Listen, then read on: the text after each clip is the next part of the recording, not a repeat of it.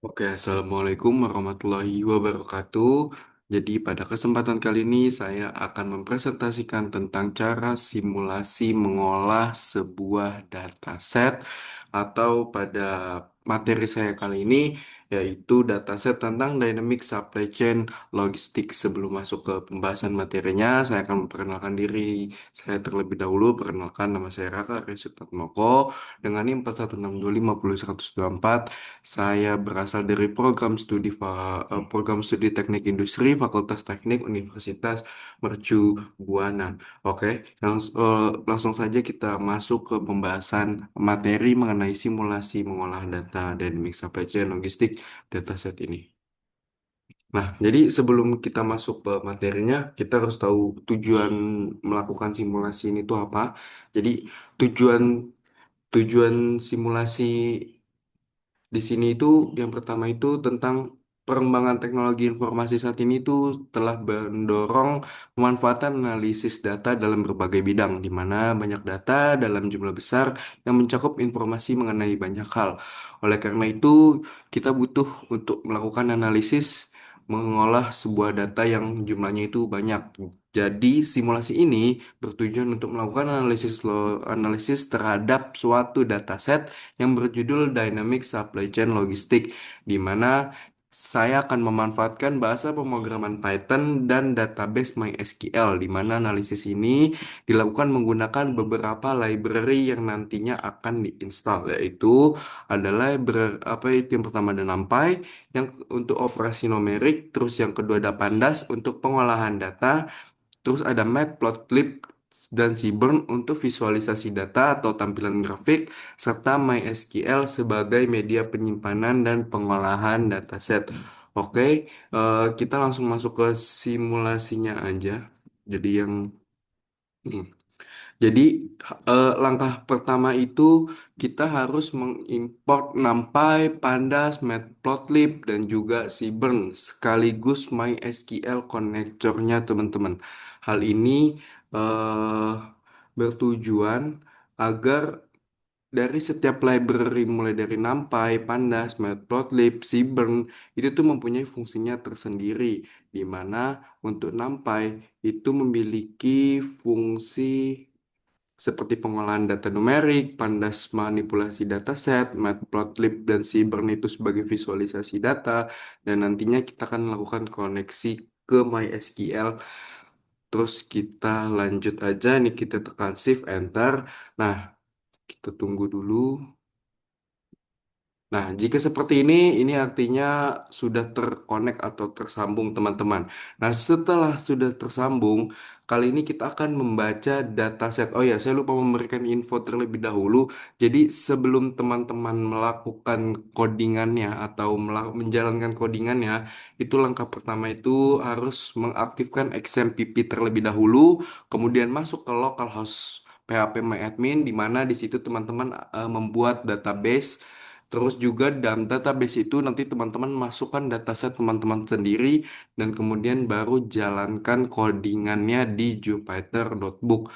Setelah dataset yang ada di database localhostnya sudah terimport, itu kita langsung melanjutkan jalankan codingan yang ada di sini. Ini kita tinggal tekan Shift Enter, di mana dataset yang punya saya itu tentang Dynamics Supply Chain Logistic Dataset. Ini kita Shift Enter, tunggu sebentar. Nah, dari sini kita mengetahui data dari dataset tersebut tuh ya teman-teman. Dari mulai timestamp, vehicle GPS longitude, fuel consumption, hingga dan lain-lain. Kemudian kita ingin cari tahu lebih dalam tentang deskripsi dari tiap-tiap kolom dan tiap-tiap baris. Ini kita shift enter. Nah, dari sini nih kita bisa mengetahui bahwa eh, di dalam dataset tersebut itu memiliki 32.065 baris dan juga memiliki 26 kolom, teman-teman. Di mana di sini kita akan melakukan pengecekan kembali berapa kolom yang dimiliki. Nah, ini di sini tuh terdapat 26 kolom, teman-teman, dari mulai timestamp hingga delivery time deviation. Kemudian kita lanjut masuk ke EDA, di mana EDA ini itu mempunyai fungsi sebagai, nah, ini. Nah, jadi di proses EDA ini tuh dilakukan pemeriksaan jumlah data, tipe data, setiap atribut, pengecekan nilai kosong, pengecekan data duplikat, serta analisis statistik deskriptif, di mana tahapan ini bertujuan untuk memastikan data siap digunakan untuk proses analisis. Oke, kita langsung shift enter aja. Nah, dari sini kita mengetahui bahwa eh, data bahwa data yang di data apa pengecekan nilai kosong ya teman-teman. Terus kita lihat si enter, ini masih sama. Nah, di sini mendeskripsikan tentang si dataset tersebut, tentang lebih lanjutnya lagi deskriptifnya. Kemudian kita tekan shift enter. Di sini juga sama muncul banyak-banyak data. Setelah dari IDE ini, kita setelah mengetahui berapa banyak jumlah data yang kita miliki, berapa banyak kolom yang kita miliki, itu kita langsung masuk ke dalam visualisasi data, teman-teman. Oke, kita langsung jalankan saja codingannya.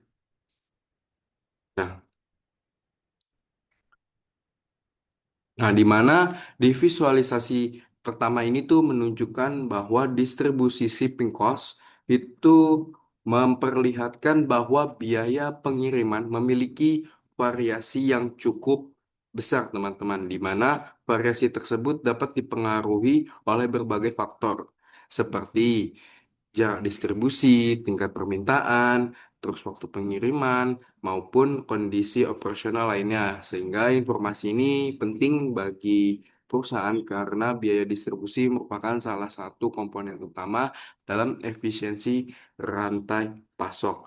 Oke, kita lanjut aja. Kita masuk ke visualisasi yang kedua, yaitu traffic congestion level. Enter. Nah, di sini tuh ada yang unik, teman-teman. Jadi, di visualisasi traffic congestion level ini awalnya direncanakan menggunakan codingan count plot.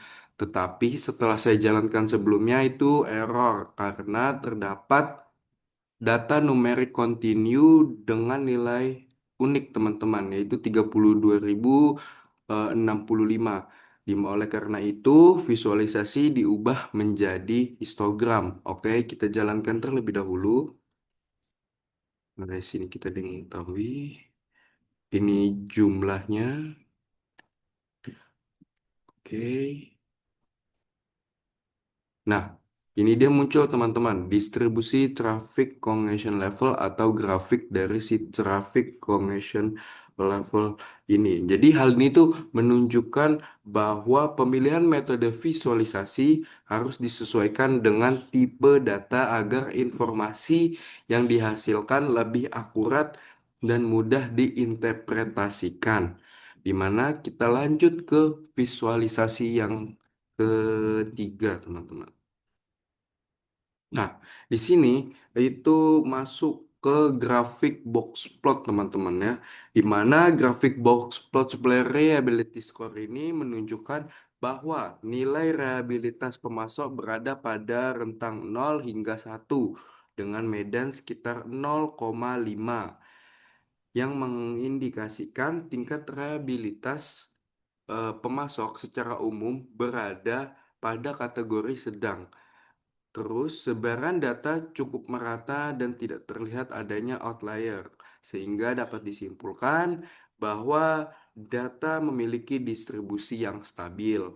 Variabel ini penting untuk mengevaluasi kinerja pemasok karena semakin tinggi nilai supplier reliability score, semakin baik tingkat keandalan pemasok dalam mendukung proses distribusi.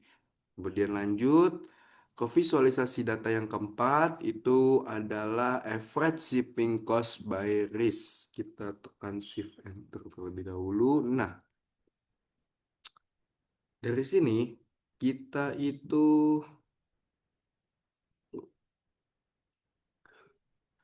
time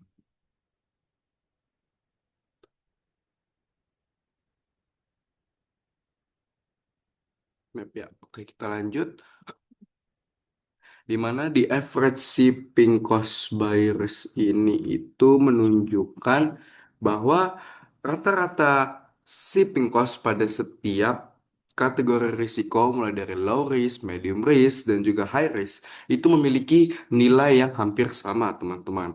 Jadi sekitar 450-an hingga 470-an, di mana hal ini menunjukkan bahwa tingkat risiko tidak memberikan perbedaan yang signifikan terhadap rata-rata biaya pengiriman pada datasetnya. Meskipun demikian, kategori low risk memiliki rata-rata biaya pengiriman sedikit lebih tinggi dibandingkan kategori risiko lainnya. Oke, kita lanjut yang kedua. Oh, ini double nih. Duration, yes, masih double. Nah, kemudian kita masuk ke codingan yang keempat. Kita melanjut ke codingan yang berikutnya yaitu tentang lead time dan juga shipping cost, di mana di sini terdapat scatter plot atau codingan scatter plot, di mana scatter plot antara lead time days dan shipping cost itu digunakan untuk mengamati hubungan antara lama waktu pengiriman dengan biaya distribusi. Secara konseptual, peningkatan waktu pengiriman dapat dipengaruhi oleh berbagai faktor operasional yang pada akhirnya berdampak terhadap biaya logistik, walaupun hubungan tersebut tidak selalu eh, tidak selalu bersifat linear, sehingga scatter plot memberikan gambaran mengenai pola penyebaran data sehingga dapat menjadi dasar analisis lebih lanjut, teman-teman. Oke, kita lanjut ke yang berikutnya yaitu ada heat map. Nah, di mana heat map ini tuh heat map korelasi ini menunjukkan tingkat hubungan antar variabel numerik dalam dataset, di mana korelasi yang tinggi mengindikasikan adanya hubungan yang kuat antar variabel, sedangkan korelasi rendah itu menunjukkan bahwa kedua variabel memiliki hubungan yang lemah. Dapat Informasi ini dapat digunakan sebagai dasar dalam proses pengembangan model prediksi maupun pengambilan keputusan berbasis data, teman-teman. Oke, kita lanjut ke visualisasi yang terakhir, yaitu tentang distribusi delay probability, di mana visualisasi delay probability ini itu memberikan informasi mengenai distribusi peluang keterlambatan pengirimannya.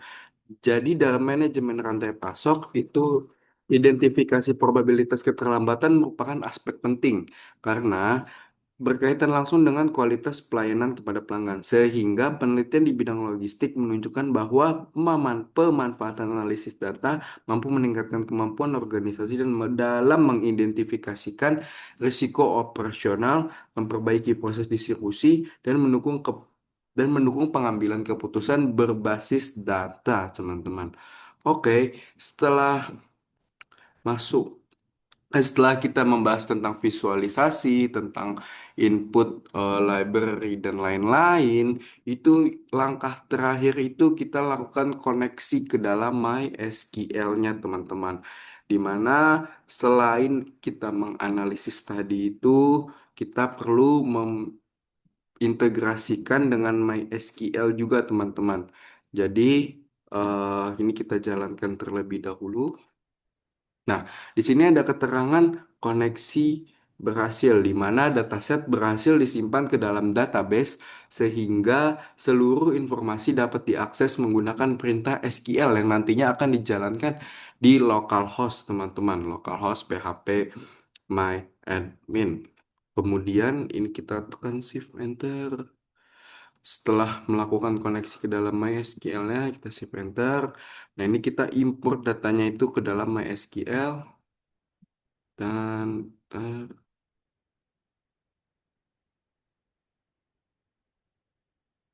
ya intinya sudah terimport data dari dataset ini ke dalam MySQL-nya, teman-teman.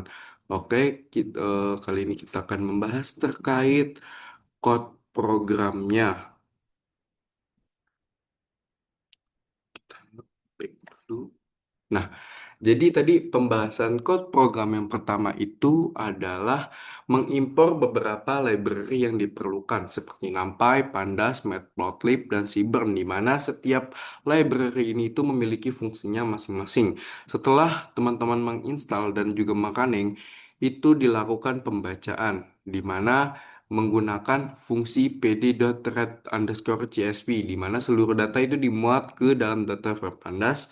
Setelah proses impor berhasil dilakukan, tahap berikutnya adalah exploratory data analyze, di mana di proses EDA ini itu dilakukan pemeriksaan jumlah data, tipe data, setiap atribut, terus kemudian pengecekan nilai kosong, pengecekan data duplikat, serta analisis statistik deskriptif yang tadi sudah kita jalankan.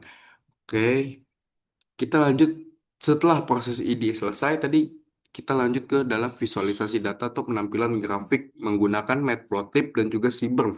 Di mana tadi juga terdapat 7 grafik yaitu distribusi shipping cost, distribusi traffic congestion level, box plot, supplier reliability score dan lain-lain teman-teman.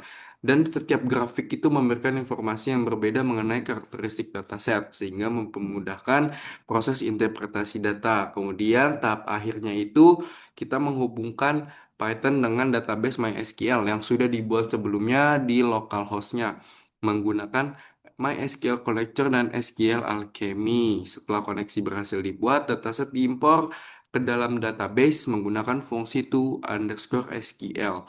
Jadi dilakukan beberapa query SQL yang nantinya kita akan jalankan juga teman-teman. Oke, lanjut.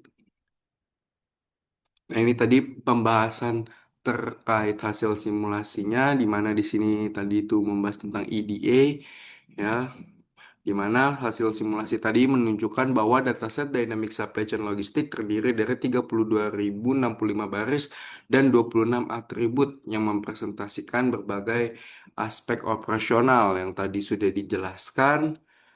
Kemudian lanjut terkait pembahasan hasil simulasi. Nah, ini ke tahap EDA di mana diketahui bahwa seluruh data berhasil diimpor ke dalam data frame sehingga kita mengetahui data deskriptifnya lebih lanjut.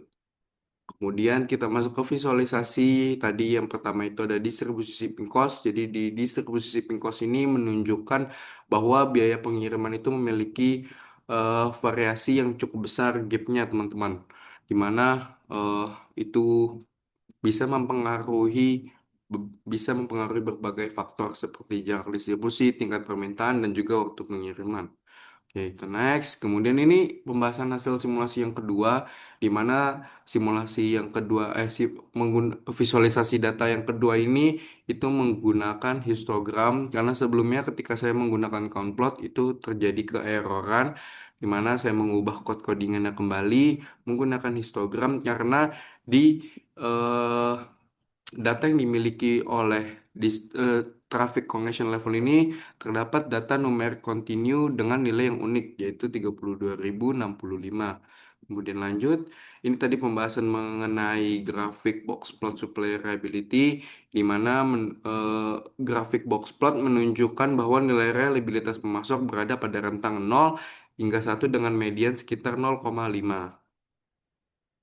Nah, kemudian kita tadi juga membahas tentang scatter plot antara lead time days dan juga shipping cost. Itu digunakan untuk mengamati hubungan antara lama waktu pengiriman dengan biaya distribusi.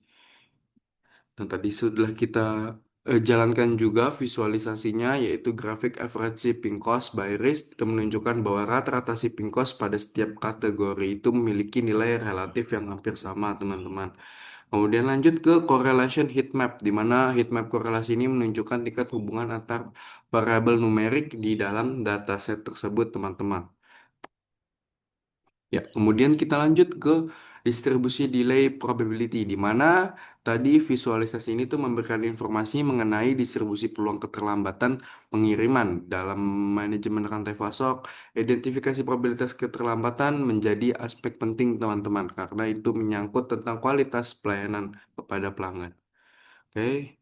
Nah, ini kita lanjut tadi di codingan yang terakhir yaitu kita melakukan import eh, melakukan koneksi ke MySQL, kemudian melakukan import data ke MySQL.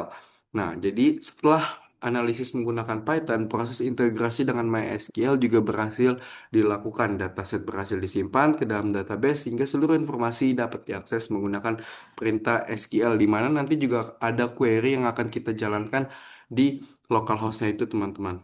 Oke, lanjut.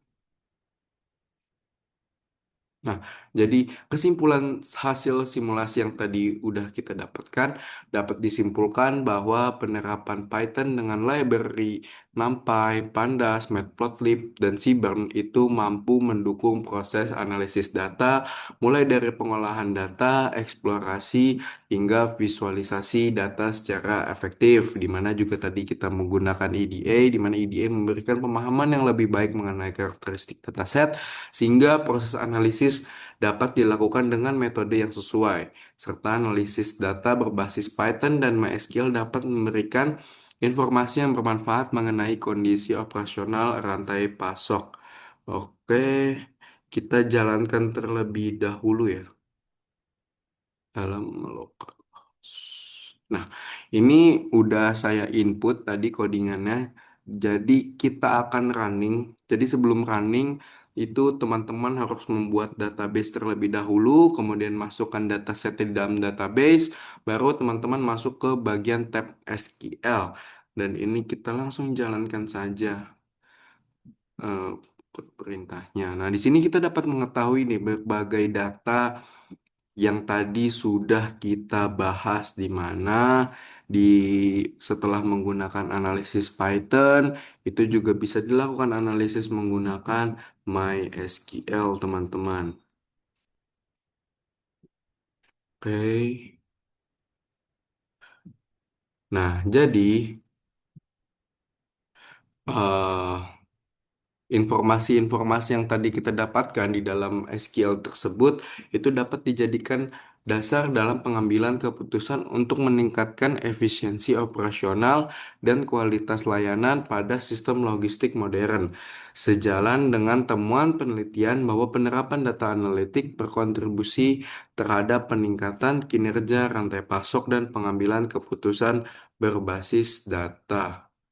Oke, sekian presentasi dari saya. Kurang lebihnya mohon maaf. Saya Raka Resutan Moko dari Program Studi Teknik Industri. Pamit undur diri. Terima kasih.